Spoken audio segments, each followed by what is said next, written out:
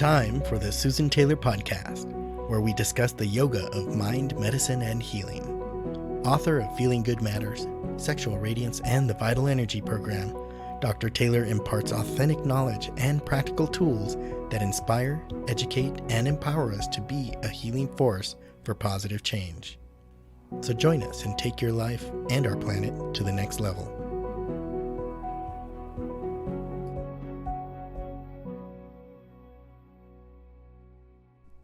Hello and welcome to episode 103. Do your habits support an unshakable mind? 6 major lifestyle habits that support vitality and resilience. It seems as though everyone wants to have more energy and focus these days. And going through life events of relationship disasters, job loss, and relocation, and sometimes all within a 10-day period, can lead one to feel fatigued, despondent, and in total despair. And really not vital at all. You know, we don't have much control over external occurrences, but what if we could change our perception around these types of occurrences? When we have a vital mind, or the vital energy of the mind, our mind becomes unshakable, and it's easier to be resilient in these situations when we have these, what we perceive as disasters. Our energy field can be improved. We have both innate qualities as well as acquired qualities, and our habits will give us the acquired qualities. When our vitality is strong, our health is optimal, and everyone wants to be vital, and in many cases our diet and lifestyles really don't support our individual needs. In today's episode, I'd like to discuss why we need a strong and resilient mind, the 2 components necessary for training the mind, as well as 6 lifestyle habits to stay unshakable. Today, I'd like to discuss the habits that we really need to support a stable and calm mind. Because when we have an unshakable mind, one that's not disturbed or distracted by the outside world, our level of health we can see that in the radiance, whether our health is radiating health and vitality or not. And it actually affects, in the long run, our ability to take action in the world with a clear, calm, and focused mind. You know, I started research on vitality of the mind early in my 20s while I was steeped in the study of yoga science. And I had always searched for answers to my inner inquiries of, really, how do we stay healthy? How can we train our mind and not get so disturbed by the happenings around us, so that we're not feeling dejected, insecure, or even unsteady? We have all experienced challenging happenings, as I said, like losing a job, relationships, issues, death, and maybe all of them together within a week. I get letters continually from our community about such circumstances really happening, because that's part of life. But what really determines how we process these events is really how we perceive them. Although we could feel a loss and the grief, that's a human quality. We need to also learn how to step back for a moment and contemplate what would help make situations more or less devastating. And then we can really step back and assess our energy and consciousness. How established are we in our own essence, our own being, and how healthy is our energy? Now, again, this is not to negate the effect of grief that happens with death and illness and other things that happen. But it's to really help to serve, or shall I just say it serves, how to really work with those situations, perhaps a little more skillfully, so that they're not as depleting to us. I, like you, have experienced loss, and, really what human being has not. And it does create, indeed, an impact on our lives. But I can say, if the perceptions are clear and not covered with fear and self-doubt, we can ride those currents of change without feeling destroyed, or really devastated with so much sadness that we can't function. But again, this doesn't negate the feelings at all, but letting the feeling shut down, it just doesn't let the feeling shut down our own health and well-being. That's the point I'm trying to make here. When I look back at those events that I've experienced and continually do experience, I think it was my ability to step back and observe. And that was acquired through the meditation training, through when I said I studied yoga science. Meditation is the core root of all of that, and it allowed me to feel the loss but not get so trapped in it. I had many opportunities, believe me, like you too, to not, to be able to practice not feeling trapped. especially when we're younger. And I remember one of the biggest ones, as I mentioned before, when I lost my first real, what I perceived as love. We've all been there, whether it's a pet, a person, or something else. And sometimes that's really could, as some people say, rock our world. I've always thought of myself as as being resilient, and rightly so. Faced with a challenge, I would feel pain, but was able somehow to turn it around and look for the opportunity. I can recall being caught in the position of not being able to step back so easily and get back to balance. And it took a few years to recover. And I went back and traced those patterns of how did I really restore my balance. And this brings me to what I've always called acquired vitality, acquired resilience. They're those habits that we can incorporate and participating in our life that will actually help us build our vitality and our resilience. Because, we are born with resilience, and that's what makes us survive childhood after all. Some children who are not as fortunate as others still live without proper food and care, and it's their resilience to live. But, that only goes so far. The other day I was walking on the beach and I saw, it had to be just a little hatchling. It was a turtle. And I've never seen that in all the years I've walked on the beach. And it was maybe as big as my thumb. And I just watched it really struggling to get into the ocean. And the ocean, because the ocean, it was coming, actually the tide was coming in at the time, and it kept washing it in.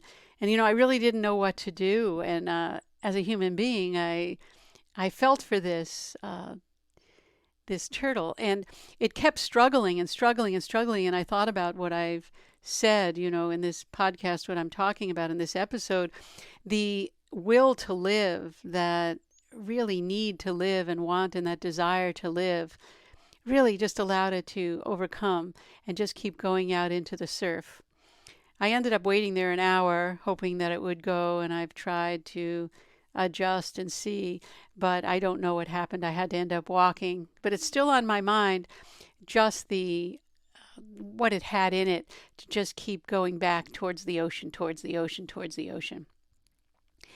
Anyway, our acquired, back to that resilience that we have during our childhood is amazing, and we could have those habits that keep supporting. So that's called acquired resilience. And as I mentioned earlier, we can acquire it, and that can be really, we could acquire even more through our practice of meditation. That's the point here. Meditation is the peaceful inward flow of energy to access the soul, and the soul being the innermost part of you. It's the one that's doing the observing when our ego's not in play. If you think of the body, mind, and soul complex, the body is our object of observation.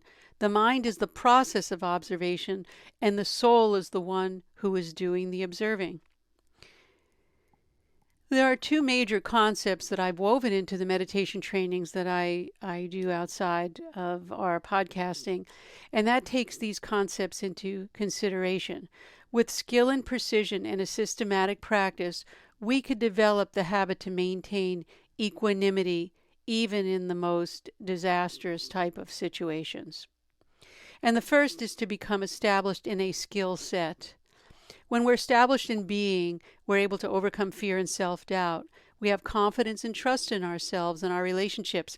I just gave a workshop last weekend, and what had happened was someone had made a comment. I asked them why they were here, and they had mentioned they were here because they wanted a complete type of program, a complete training, not sound bites. You see, we have sound bites out there. People aren't developing full skill sets. They're just getting sound bites. And that's why these programs, they might last a couple of weeks. We're enthusiastic, maybe a couple of months, but they fall short because they're not built with a skill set, with a complete trust that the whole program it's a holistic, it's a balanced program. So keep that in mind. So we need a skill set. And the second concept is practice. The greatest part of living a fulfilled life is the ability to take action to accomplish really what you set out to do. This requires that our intention comes from a clear, calm, and focused mind. And taking action is not reacting to something, but responding in a way that will support your focused intention. And this comes over time after one has become aware of his or her issues that drain the energy, and then follow a program to restore function that they may become, where they may have been depleted. We want to restore that function. And we need to practice.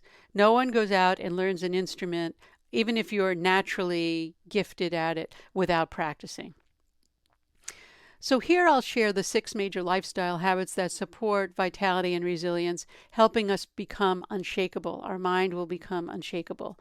And start with one of these that work for you, and then work through the list, whatever you choose that you want to do. The first, of course, is practice meditation, breathing, and yoga exercises daily. We start with learning to breathe correctly, and if you don't know how to do that, take our meditation master class. I would suggest you do that, or come to one of my live events. Or find someone that really knows breathing, and you can learn from them. Learn how to move your body with stretches and rebuild practices that will work with your body. I'll be doing live events to help you with this in 2020. And meditate, following a 5-step systematic practice to build and refine your nervous system. You see, I'm saying nervous system because remember, you have a central nervous system, and that connects to the functioning of your body. We can't negate the body and just keep talking about the mind. We have to work with our body because that's our temple from which we operate in the world.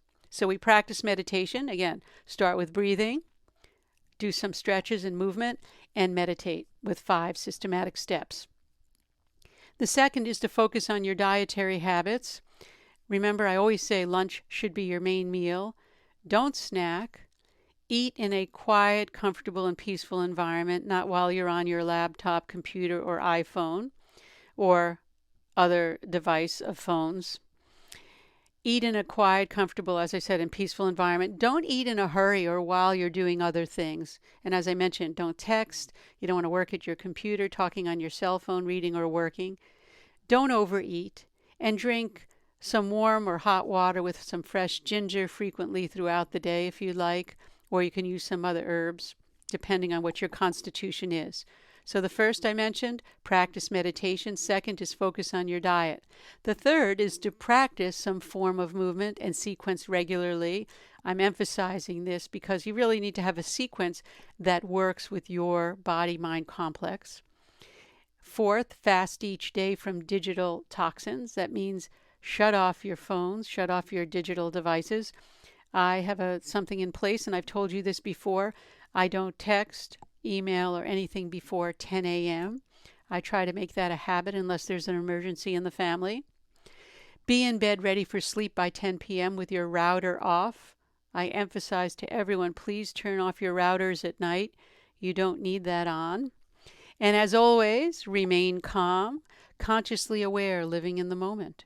It's very important to remain calm from the perspective of calming the nervous system and everything else that goes with it, from the body, the mind, the nervous system, the emotions, as well as the level of the soul. So always remain calm, consciously aware, living in the moment. Remember, awareness is a key principle. You don't have to incorporate all 6 at once, but what you need is to have the intention to acknowledge the root of any of your problems. Awareness is the key to change. Our level of awareness does indeed dictate how well we operate in the world, our thinking, our feeling, our acting. You know, essential teachings for any training, whether it's resilience, yoga training, meditation training, health and well-being, we must really train our attention and our awareness. Wherever your attention and awareness goes, that's where your vital energy goes. That's where all the energy goes, where your focus is. Becoming more intentional and purposeful will decrease your negative thoughts and draw your attention to what's most meaningful around to you. And along with increased resilience training, focus on exercises that decrease your stress and anxiety and boost your quality of life. In our trainings, we do use the gold standard to train our awareness, and that is breath. Breath is the key to self-regulation because of the vagus nerve. So no matter who or what exerts dominance over our bodies, our food, our freedoms, our minds, we are ultimately in charge of what matters most, and that's, of course, our mind, that inner instrument that we have. We don't need to rent space. You know, think of ourselves, that's our That's our real estate. Our mind is our real estate. And when we rent space without collecting the fees, we have some problems. So let's not rent space anymore and train that mind, because the energy of your mind is the essence of your life. Regardless of how we have been hurt, who we are always stays the same. And that's our sense of self, our strength, our will. It's ours to let die or cultivate. And as I always say, do your research. And that brings us to the end of this episode. And if you'd like to be notified weekly for new podcasts, please subscribe. The Susan Taylor Podcast is available on YouTube, iTunes, Google Play, Stitcher, and TuneIn, and also on susantaylor.org, where you can click on the podcast to subscribe. And contact us at susantaylor.org with any questions, comments, or feedback. And as always, I'd like to say thank you. Thank you for listening and making this happen. And thanks for all your emails coming in to support the podcast. Again, questions, comments, they're answered by me and looked at by me, and I incorporate that into our content for the week. And until next time, remain calm, consciously aware, living in the moment.